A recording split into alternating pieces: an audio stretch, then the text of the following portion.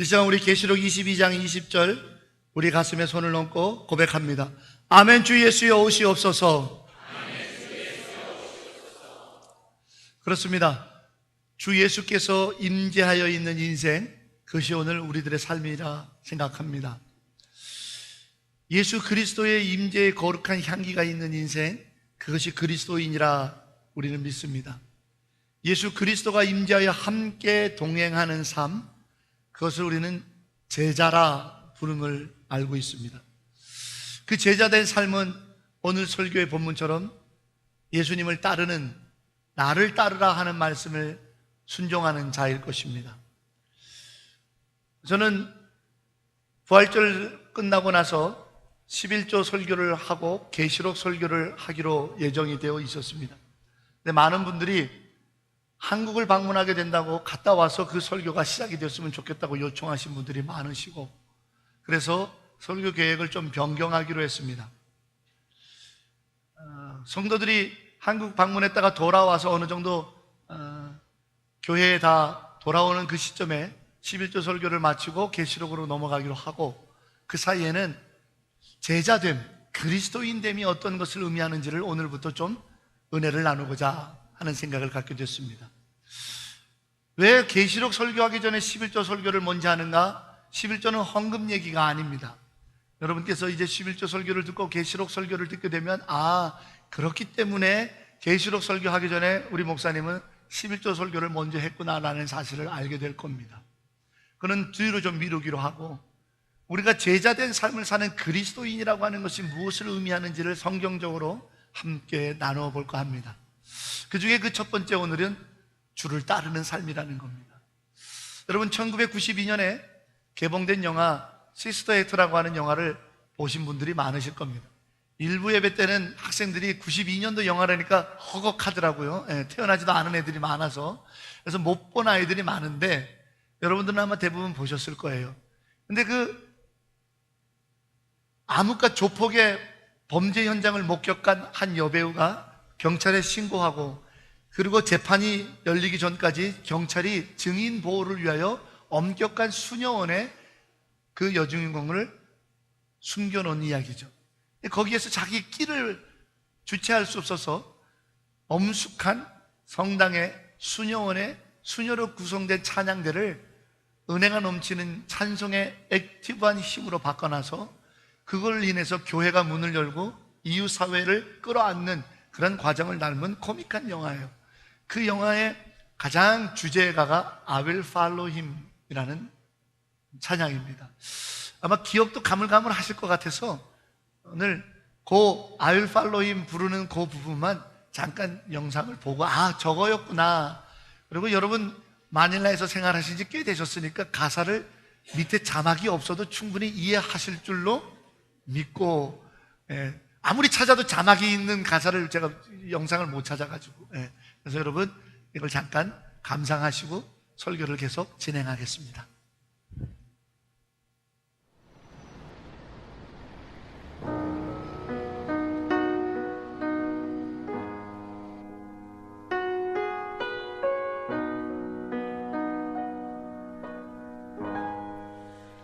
I will follow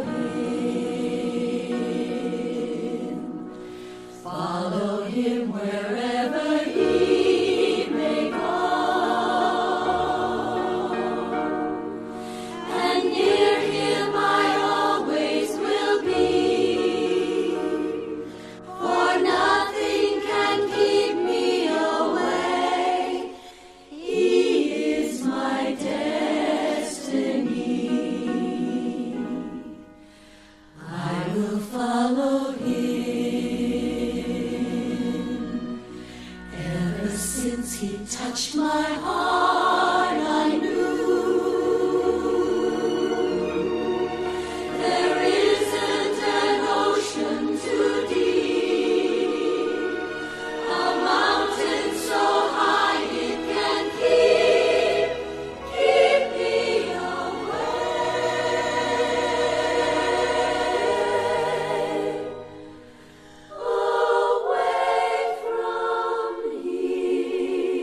his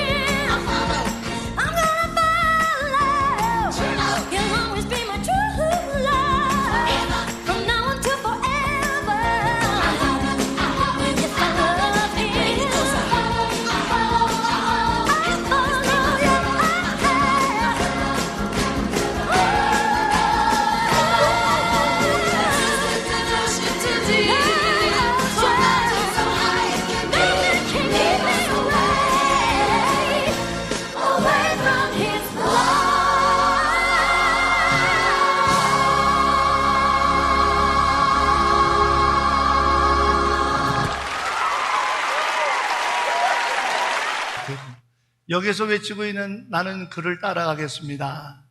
산이 아무리 높다고 해도, 바다가 아무리 깊고 넓다고 해도 나를 그분으로부터 keep me away, 멀리 떨어지게 떼어놓을 수 없습니다. 그분은 나의 운명이며 그 사랑 안에서 나는 항상 있습니다.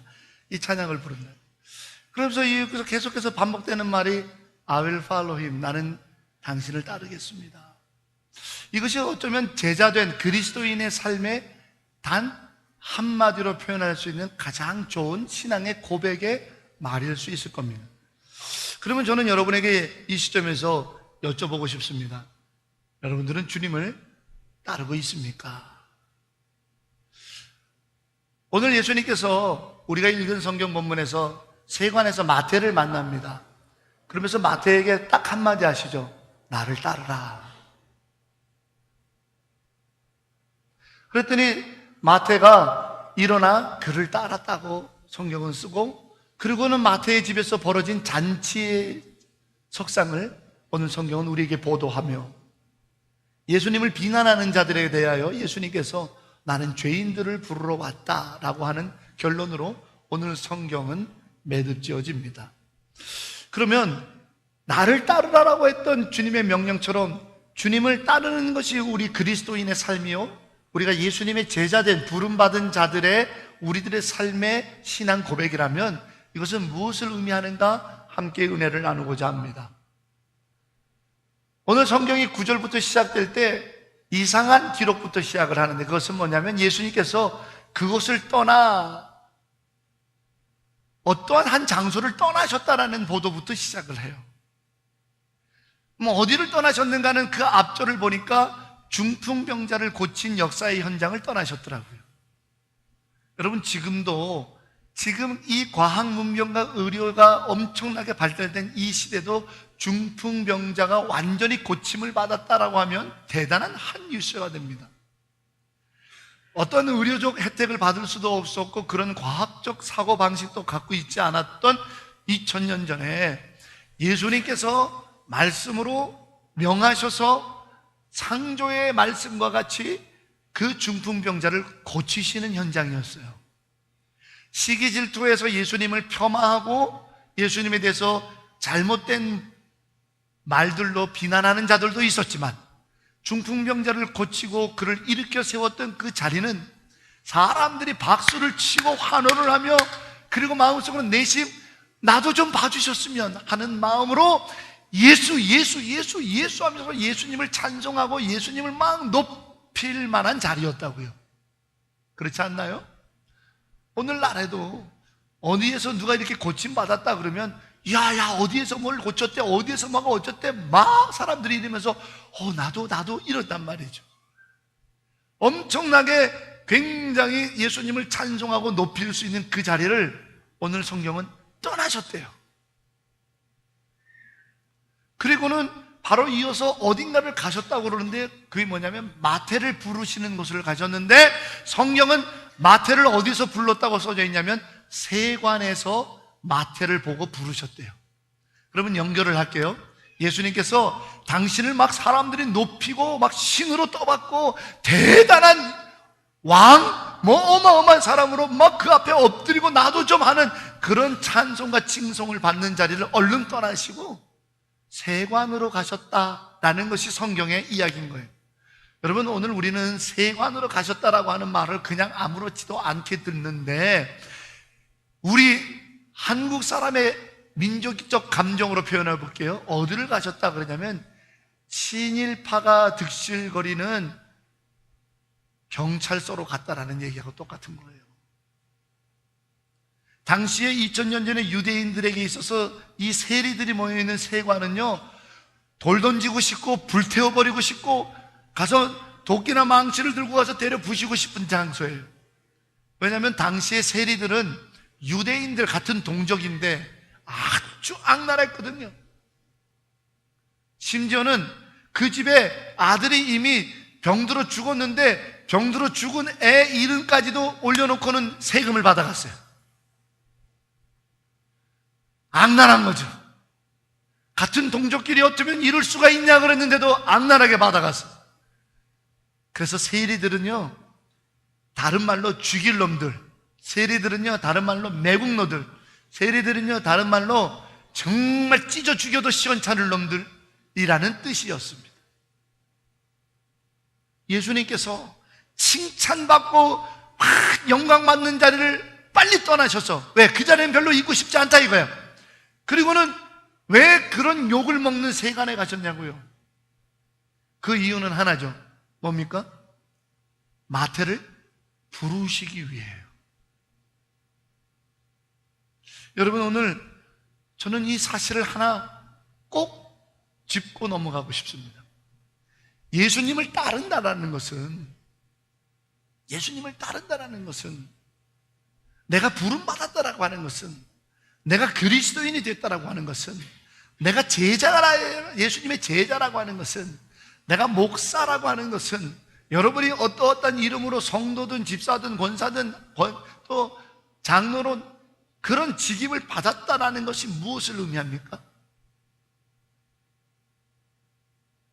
내가 세관에 앉아서 살던 사람이라는 것을 의미한다라는 말입니다. 다른 쉬운 말로 표현할게요. 죄인이었었다라는 사실입니다. 오늘 예수님께서 13절에 뭐라고 결론을 내셨나요? 나는 죄인을 부르러 왔다. 그럼 이 자리에 앉아있는 여러분들 중에서 예수께서 나를 불러주셨기 때문에 이 예배의 자리에 왔다라고 인정하시는 분이 있다면 그 말 이꼴 나는 세간에 앉아있었던 매국노 죄인이었었습니다라는 이야기라는 거예요. 나는 죄인이 아니었다라고 인정을 안 하시는 분은 예수께 부름받은 자가 아니라는 뜻입니다.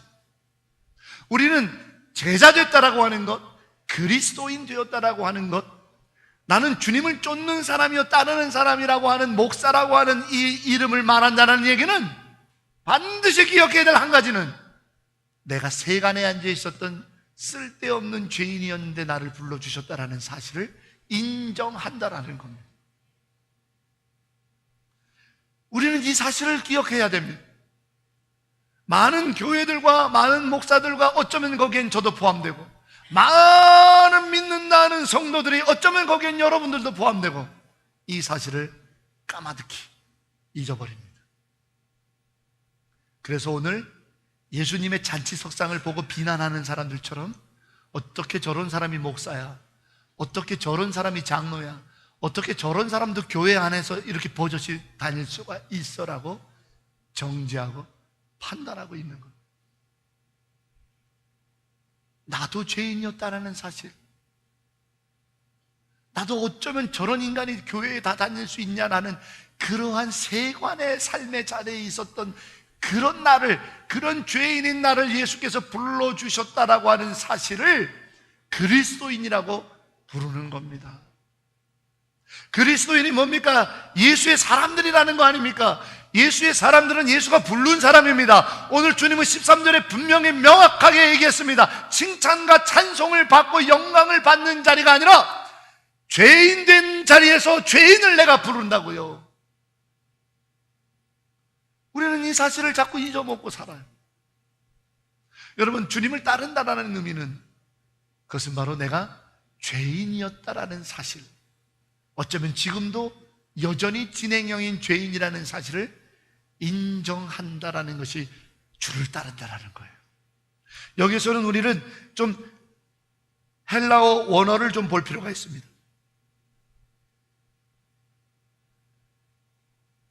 마태복음의 저자인 마태가 자기가 주님께 부름받은 장면을 오늘 기록한 거예요. 그러니까 간증인 거죠. 간증, 자기 간증. 우리가 읽고 있는 이 마태복음의 저자가 마태거든요. 근데 그 마태가 지금 9장 9절부터 13절까지 자기를 예수님이 불러주신 장면을 쓰고 있는 거잖아요. 그러니까 우리 식으로 얘기하면 간증이에요. 간증. 그럼 간증이 뭐예요? 자기를, 어떤 다른 본문도 중요하지만 자기가 예수님께 부름받은 자기 이야기를 쓰는 이 장면은 자기 고백이 담겨져 있지 않겠어요? 그죠? 자기 고백. 그런데 오늘 이 마태가 나를 따르라! 예수님이 그렇게 나에게 말씀하셨었습니다. 그때 나는 주를 바로 따랐습니다. 이렇게 쓰지 않고 있어요. 나는 일어나. 예수님이 명령한 적이 없어요. 마태야 일어나 나를 따르라 이러지 않으셨어요. 마태야 나를 따르라 이러셨는데, 마태는 자기 고백을 담는 거예요. 자기 간증이니까 마태가 일어나 따르더라 이렇게 지금 쓰고 있는 거예요. 그런데 일어나다라고 하는 단어를 뭘로 썼냐 이 말이에요. 어니스템이라고 하는 헬라어 단어를 썼어요. 마태의 자기 간증이잖아요. 이 아니스템이라는 뜻이 뭐냐면, 우리가 일반적으로 알는 것처럼 일어나다라는 뜻도 있지만 거기에는 더 깊은 영적인 더 중요한 뜻이 있어요. 죽음에서 일어나다라는 뜻입니다. 송장이 죽었던 자리에서 벌떡 일어나는 것을 아니스템이 이렇게 얘기하는 거예요. 오늘 마태가 자기가 부름받아서 자기가 세간에서 주님을 따르게 된 이 일을 아미스템이 죽음에서 일어난 사건으로 고백하고 있다는 거예요. 그 얘기는 뭐예요? 마태가 예수님께서 자기를 불러주기 전에 자기는 죽은 자였다라고 자기 고백을 하고 있다는 거예요. 여러분, 여기서 우리 한 가지 생각해 봅시다. 마태의 직업이 세리장이라고 말씀드렸어요. 세리장은요, 다른 거는 하나도 없어도 이 두 가지는 가지고 있어요. 첫 번째, 돈은 가지고 있는 사람입니다. 아까 말씀드렸잖아요. 죽은 사람까지도 이름을 넣어가지고 세금을 떼갔으니 얼마나 많은 착복을 했겠어요. 돈을 가지고 있어요. 돈을. 여러분, 우리는 돈이 없을 때 뭐라고 해요? 죽을 것 같다고 얘기해요. 돈이 없어서 죽겠대요. 하나님 어쩌면 나에게 이렇게 돈을 씨를 말리냐고. 나 차라리 죽는 게 낫다고. 근데 마태는 뭐라고 고백해요? 돈은 그렇게 많은데 그 돈 많았던 자기 삶이 죽었던 삶이래요. 또 마태에게 한 가지 더 있는 게 뭔지 아세요? 권력이에요. 가지고 있는 돈으로 로마 군병들을 움직일 수 있었어요. 어제 신문에 보니까 이제부터 미국 대통령이 한반도 영역 안에 항공모함을 보낼 때마다 그 비용을 우리 보고 내라 그랬다고 그러더라고요. 항공모함 보낼 때마다 그 경비를 대래요, 대한민국에게. 그렇게 발표했다고 나오더라고요. 돈이 드는 거예요, 군대가 움직이려면. 근데 마태가 갖고 있었던 돈을 가지고 마태는 신변 보호를 요청할 수도 있고, 자기가 돈을 뜯으러 갈 때 뒤에 호위병으로 데려갈 수 있는 권력이 있었던 거예요. 요즘 우리는요, 어떡하든지 뭔가 줄을 대지 못해갖고 죽겠대요. 마치 베데스다 연못가에 있었던 38년 된 병자가 예수님 앞에서 뭐라고 얘기했어요? 나는 줄도 백도 아무것도 없어갖고 맨날 이러고 있다고 그래, 고백했다고. 다른 사람들은 줄도 백도 많아가지고 맨 앞좌석을 지킬 뿐만 아니라 물이 동할 때 자기를 던져줄 사람이 있지만 나는 줄도 백도 아무것도 없어가지고 이 지경으로 살고 있다고. 차라리 죽는 게 낫겠다고 이 얘기하고 있는 거예요. 근데 마태는 뭐라고 얘기해? 자기에겐 권력이 있었음에도, 자기가 갖고 있는 돈만 좀 풀고 하면은 군대를 동원할 수 있는 권력이 있었음에도 그게 죽었던 삶이래요. 이유는 뭐죠? 예수가 있고 없고라는 거예요. 돈이 많은 게 죽은 삶이라고 이런 단순 명제를 말씀드리는 게 아니에요. 예수를 만나기 전에는 아무것도 의미가 없었더라는 거예요. 예수와 함께하기 전에는 내가 갖고 있었던 것은 아무 의미가 없더라는 거예요. 그 세상 것이 아무리 어떤 좋은 것이라도 예수 그리스도가 없는 내 삶에는 다 죽은 것과 마찬가지요, 썩은 것과 마찬가지라는 겁니다. 그것이 오늘 주님을 따른다라는 겁니다. 그것이 제자라고 하는 의미예요. 그것이 그리스도인이라고 하는 자의 삶이라는 겁니다. 내가 비록 내 삶의 자리가 세관의 자리이든 어떤 자리이든 무슨 자리이든 그게 중요한 게 아니에요. 바로 주님과 함께 있다라고 고백하며 죄인인 나를 불러주셨다라고 고백하는 것, 그것이 그리스도인이라는 게 당연한 나가 아니라 나 같은 사람도 라고 고백하는 게 제자라는 거예요. 사랑하는 여러분, 오늘 이 아침에 확실히 우리 마음 안에 각인하길 원합니다. 나 이 정도 되니까 내가 뭐가 된 게 아니고 나 같은 자도 불러주셨다라고 하는 진실된 고백을 날마다 잊지 않고 사는 사람을 그리스도인이라고 불렀다. 그게 바로 예수를 따르는 삶이라는 거예요. 여러분을 축복하기 원합니다. 날마다 매 순간마다 나 같은 죄인 살리신 주님 고백되어지는 믿음을 잃지 않는 여러분 되기를 주의 이름으로 축원합니다. 그 믿음으로 사는 것이 주를 따르는 제자예요. 시편 128편에 아름다운 축복의 말씀들이 기록되어 있습니다. 그런데 그 구구절절 축복의 말씀을 시작하면서 제1절에 뭐라고 기록되어 있냐면 여호와를 경외하는 자는 복이 있나니. 다른 게 필요가 없어요. 다른 건 필요가 없을 것 같아요. 여호와를 경외하는 자가 복이 있다라는 그 한마디면 충분할 것 같아요. 여호와를 경외한다라는 것은 여호와를 인정한다라는 거예요. 그 얘기는 뭐예요? 나 같은 자로 사랑하시는 내 아버지, 나 같은 죄인도 용서하시는 나의 하나님이라고 하는 인정함이 있다면 복이 있대요. 그렇지 않겠어요? 그렇지 않겠어요, 여러분? 그러므로 오늘 주님을 쫓는 제자된 삶을 살기를 원하시는 그리스도인들이요, 여러분의 삶에 어떤 일이 벌어지지 않고 여러분들이 어떠한 대단한 일을 하지 못한다 할지라도 이 한 가지 믿음을 기억하며 사십시오. 그것이 바로 제자요, 그것이 바로 주님을 쫓는 삶입니다. 나 같은 죄인을 불러주셨다라는 것. 우리는 이 사실로 주님을 쫓는 사람입니다. 당연한 나가 아니라 나 같은 자도 불러주신 여호와 하나님. 이 믿음의 고백을 통하여 그리스도인답게 날마다 여호와를 따라가는 믿음의 여정이 우리이기를 주의 이름으로 축원합니다. 이것이 녹화가 되고 인터넷에 방영이 되기 때문에 실명을 거론하지는 않겠습니다. 그러나 뭔가 째째하고 거짓말이기 때문에 실명을 거론하지 않는 건 아닙니다. 당당할 수 있습니다. 그러나 그 교회를 섬기고 있는 분들이 있을 수 있으니까. 강남의 유명한 교회가 요즘 계속적인 분쟁 속에 있지요. 그 교회는 제자 훈련으로 유명한 교회입니다. 모든 재직들이 제자 훈련을 다 받았다 해도 과언이 아닌 교회죠. 그리고 우리나라의 제자 훈련이라는 말을, 그리고 그 교재를, 그리고 그 과정을 처음으로 소개한 교회이기도 합니다. 근데 그 교회가 지금도 분쟁 중입니다. 그런데 자기들의 분쟁을 돌이켜보면서 처음에는 누구 잘못했다, 학위를 속인 누가 잘못했다, 목사 안수 받은 것을 가짜로 속인 누가 잘못했다, 법정으로 가고 싸우다가 요즘 회개하며 고백하는 자기들의 회개문을 발표한 적이 있습니다. 거기에 이런 회개의 문구가 있습니다. 우리는 그리스도의 제자가 아니었었음을 고백합니다. 제자 훈련 너무 많이 받았어요. 제자 훈련, 사역 훈련 받으려면 엄청난 시간이 걸려요. 다 했어요. 그런 그들이 요즘 내어놓는 고백은 우리는 그리스도의 제자가 아니었었습니다. 근데 사실 그 교회도 미국에 있는 윌로우 크릭 교회를 거의 모방하고 표방했죠.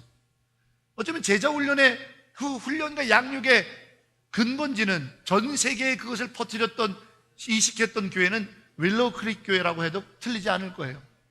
그 윌로우 크릭 교회도 역시 마찬가지로 자기들의 그 제자 훈련, 양육 사역을 종합평가해서 보고서를 예수님께 내는 형식으로 해서 책으로 발간한 적이 있습니다. 거기에도 이렇게 써져 있습니다. 우리들의 제자 훈련 사역은 실패했음을 겸손히 고백합니다. 여러 가지 이유가 있을 거예요. 많은 다양한 이유 때문에 그런 결론을 고백했을 거예요. 근데 그 중에 중심이 되는 한 가지가 있습니다. 우리가 죄인 되었었음을 잃어버렸다라는 겁니다. 우리가 세관에 앉아 있었던 자였다라는 사실을 망각하고 말았다라는 겁니다. 그 한 가지 중심된 신앙적 고백으로 인해 우리의 제자 사역은 실패했고 우리는 그리스도의 제자가 아니었었습니다라는 눈물의 탄식의 고백을 쏟아내고 있습니다. 저와 여러분은 이 아침 어떻습니까?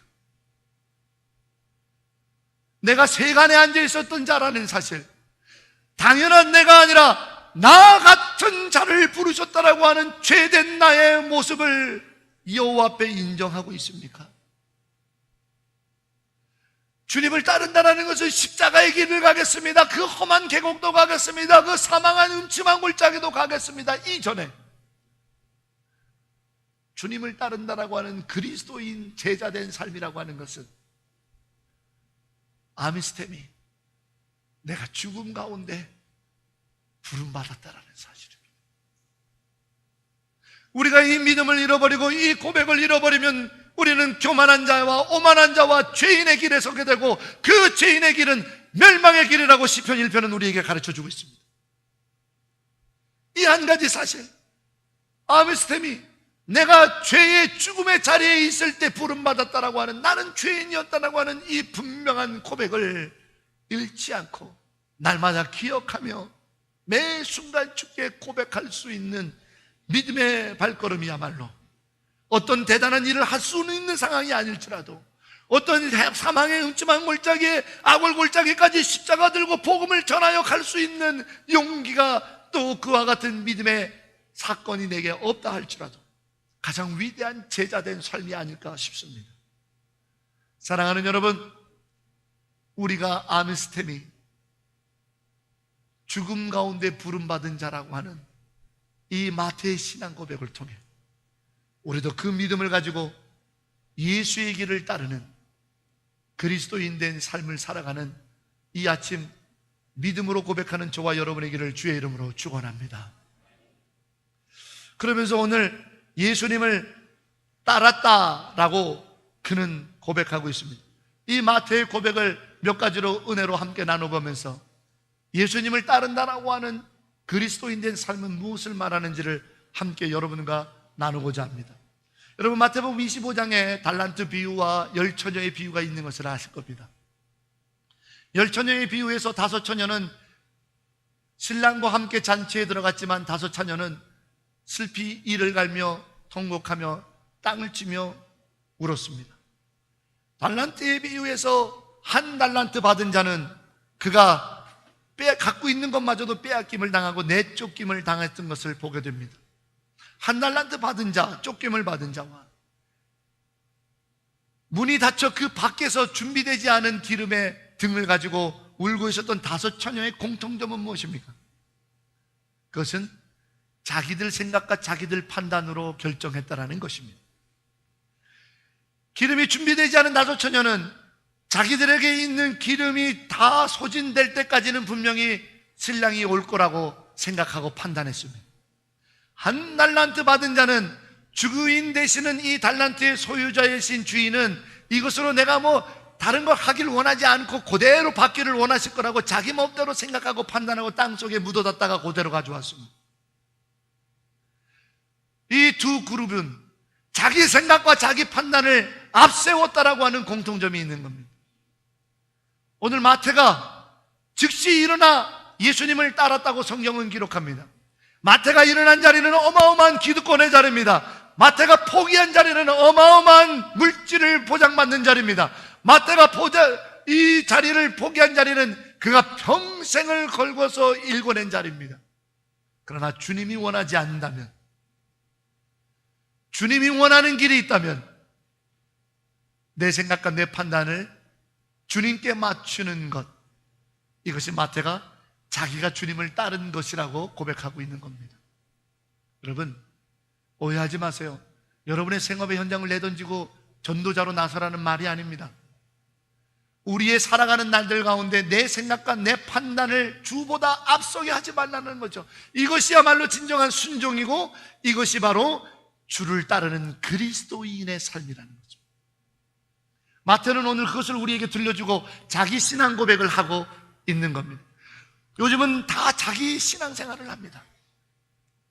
자기가 기준이고 자기가 갖고 있는 생각과 판단이 모든 신앙의 중심이 되고 있는 세월이 되고 말았습니다. 그러나 예수의 사람들은 예수님의 생각과 계획에 따라가는 자들이 아닙니까? 광야에서 내 생각에는 여기가 길이 아닙니다. 그러나 그곳을 가길 원하여 구름기둥과 불기둥이 그곳으로 행진해 가면 그것을 뒤쫓는 것이 하나님의 백성이라고 분명히 기록하고 있습니다.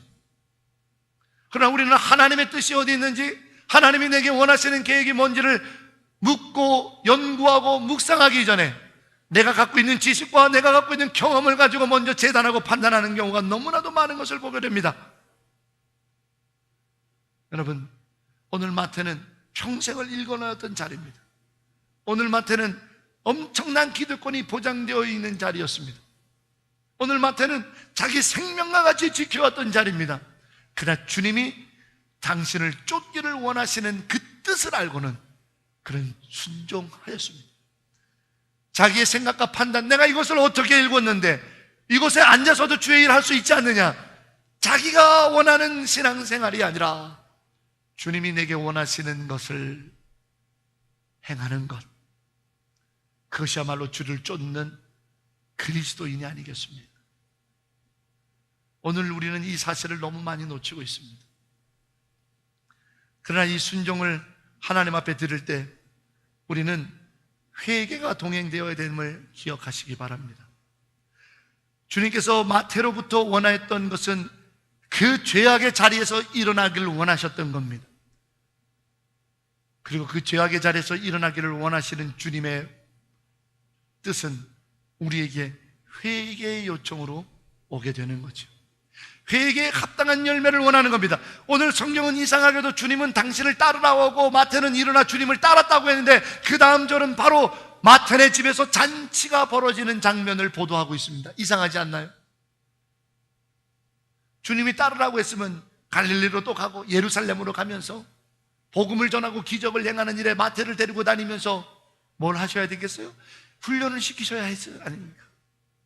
그런데 나를 따르라 하고는 마태도 즉시 일어나 주님을 따랐다고 기록하고는 그 다음 절에는 마태네 집에서 벌어진 죄인과 세리들이라고 하는 끔찍한 자들을 들여다가 잔치를 벌이는 잔치석상이 보도되고 있습니다. 예수님께서는 마태에게 회개에 합당한 열매의 순종을 원하셨는데 그것은 마태가 불의하게 했던 물질의 회개인 거죠. 물질의 회개. 마태에게는 물질의 회개가 있어야 되는 거예요. 그가 얼마나 사는 사람들의 피눈물을 짜면서 그 물질을 모아, 그 물질의 회개가 없이는 진정한 회개의 열매가 아닌 거예요. 예수님이 따르라고 했던 일에 순종했다라는 것은 그는 하나님께서 원하시는 회개를 드렸다라는 것으로 자기 집을 열어 말도 안 되는 사람들, 전에는 돈이 되지 않았던, 상종하고 싶지도 않았던 자들을 초청해서 잔치를 벌이는 자기의 물질에 합당한 회개의 열매를 드러내므로 순종을 기록하고 있습니다. 사랑하는 여러분, 주님께서 오늘 우리들에게 원하시는 것이 있다면 그것은 순종인데 그것은 여러분 각 사람에게 합당한 회개의 열매입니다. 어떤 이에게는 용서라고 하는 회개의 열매를 원하십니다. 여전히 미워하고 있거든요. 어떤 이에게는 나누라고 하는 회개의 열매를 요청하실 수 있습니다. 어떤 이에게는 침묵의 회개의 열매를 요청할 수도 있습니다. 왜냐하면 입만 열면 욕하고 있거든요. 어떤 이에게는 또 다른 회개에 합당한 열매를 순종으로 요청하십니다. 회개에 합당한 열매이니 행함을요, 그것이 주를 따르는 겁니다. 우리는 말로만 따르는 것이 아닙니다. 말로만 회개하는 자가 어떻게 그리스도인입니까? 아닙니다. 오늘 마태처럼 주님이 원하시는 그 순종에 합당한 열매를 맺는 이 회개, 이것을 통해서 마태는 그리스도인이 되어갑니다. 이것을 통해서 마태는 제자의 반열로 나아갑니다. 이것을 통해서 마태는 하나님을 쫓는 믿음의 삶을 살기 시작하게 되었다는 사실을 기억하여 주시길 바랍니다. 사랑하는 여러분, 오늘 주님도 여러분에게 요청하시는 것이 있습니다. 겸손히 이 한날 가기 전에 무릎 꿇어 주 앞에 나아가므로 내게 원하시는 합당한 순종의 회개의 열매는 무엇인지 주의 음성을 들으십시오. 그러고는 즉시 주머니를 회개하고 입술을 회개하고 마음을 회개하고 미움을 회개하고 여러분 행동함으로, 용서함으로, 나눔으로, 베품음으로, 침묵함으로, 기도함으로, 또 나가서 땀을 흘림으로 행함에 합당한 회개의 열매를 통해 그리스도를 쫓게 되는 믿음의 사건이 저와 여러분 안에 있기를 주의 이름으로 간절히 축원합니다. 지난 금양로 기도회 때 잠깐 간증을 드렸습니다만 이번에 한국을 방문하는 기간 동안 잠깐 짬을 내서 지난 2년 전에 치매가 오셔서 요양원에 머물게 되신 외할머님을 뵙고 왔습니다.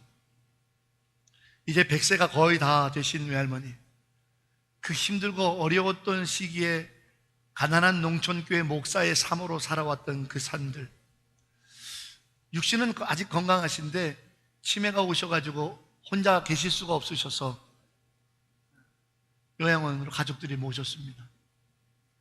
그 할머니가 제일 좋아하는 사람이 외손주이긴 하지만 할아버지의 목회를 이어가는 목사된 저거든요. 그래서 제가 입고 있는 하얀색 가운이 제가 목사 될 때 20여 년 전에 할머니가 혼자 이만큼 모았던 돈을 모아서 가운을 해주고 싶다고 해서 주신 돈으로 한 가운입니다. 그래서 저 가운을 평생 입고 목사를 하게 됐겠습니다만, 근데 그 할머니한테 요양원에 두근두근거리는 마음으로 갔습니다. 저를 못 알아보시는 거예요. 그 요양원에 계시는 또 다른 할아버지랑 옥신각신 싸우고 계시더라고요. 나한테 버스비 빌려간 거 내놓으라고. 그러니까 우리 할머님이 나는 당신한테 버스비 빌린 적이 없어 하고 두 분이 다투고 계시더라고요. 그런데 나를 못 알아보세요. 그래서 소파에 앉아서 할머니 대흥이 왔어요. 대흥이니까 모르세요. 대흥이 알아요? 대흥이? 아이 기롱이 정자 아들 대흥이. 그랬더니 갑자기 생각이 나셨더니 외국 갔어. 그 한마디 하시더라고요. 그래, 그 손주가 외국 가가고 십자가 목걸이를 보여드리면서 목사가 돼갖고 할머니 만나러 왔어. 그랬더니 아유 그러세요? 아이고 황송해라. 또 잊어먹으세요. 요 이야기를 10번도 넘게 했습니다. 못 알아보시는 거예요. 참 마음이 속상도 하고 아프고. 마지막에 이제 자리를 일어나기 앞서서 할머니를 꼭 끌어안고 기도하기 시작했어요. 하나님, 우리 할머니가 평생에 목사의 삶으로 살아오고 외롭고 힘든 삶들을 살아오고 하나님 아시지요?